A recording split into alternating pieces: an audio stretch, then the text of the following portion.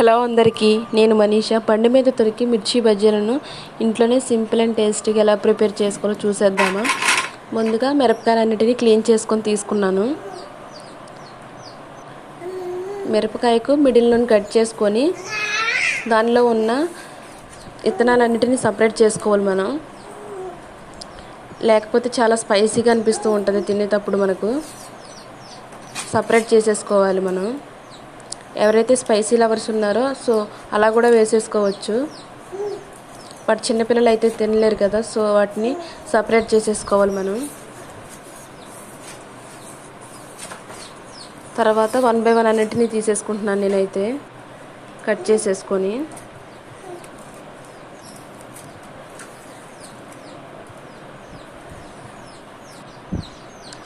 అన్నిటినీ తీసేసుకున్నాను. ఆ తర్వాత వాము, సాల్ట్ యాడ్ చేసుకోవాలి మనం. బాగా మిక్స్ చేసుకోవాలి. ఆ తర్వాత 3 స్పూన్స్ శనగపిండి వేసుకుంటున్నాను దానిలోకి. దీన్ని కూడా బాగా మిక్స్ చేసుకోవాలి.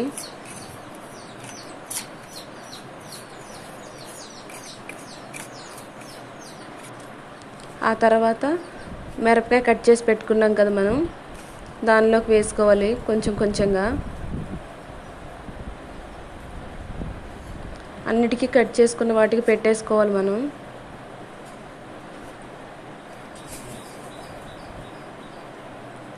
వన్ బై వన్ అన్నిటికీ పెట్టేసుకున్నాను నేను. ఆ తర్వాత శనగపిండిని కలుపుకోవాలి కదా, సో దానిలో కొంచెం సాల్ట్ వేసుకొని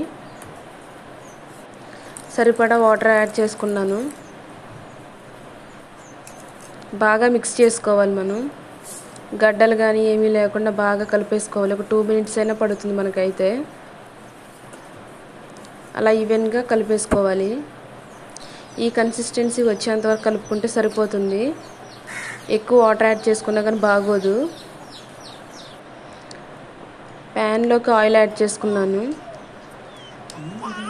బాగా హీట్ ఎక్కనివ్వాలి ఒక 2 minutes అయినా.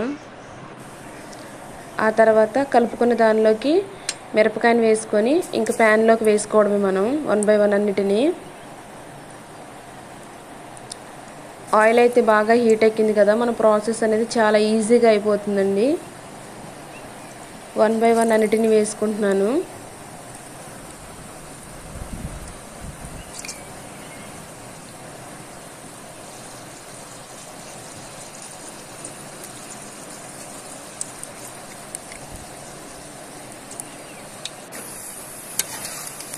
ఈవినింగ్ టైంలో తినడానికి చాలా బాగుంటుందండి ఈ మిర్చి బజ్జీ అనేది. చిన్నపిల్లలు కూడా చాలా ఇష్టంగా తింటారు మనం చేసే ప్రాసెస్ని బట్టి. బ్రౌన్ కలర్ వచ్చేంత వరకు బాగా ఫ్రై చేసుకోవాలి మనం 2 sides. మధ్య మధ్యలో ఇలా తిప్పుకుంటూ ఫ్రై చేసుకోవాలి. ఈ కలర్ వచ్చేసాక తీసేసుకోవడమే మనం. మన బజ్జీ అయితే రెడీ అయిపోయిందండి, మిర్చి బజ్జీ. వీడియో నచ్చితే ఒక లైక్ ఇవ్వండి. Subscribe my channel. ఇలాంటి ఇంట్రెస్టింగ్ వీడియోస్ అనేవి చాలా ఉన్నాయి మన ఛానల్లో, ఒకసారి చెక్ చేయండి.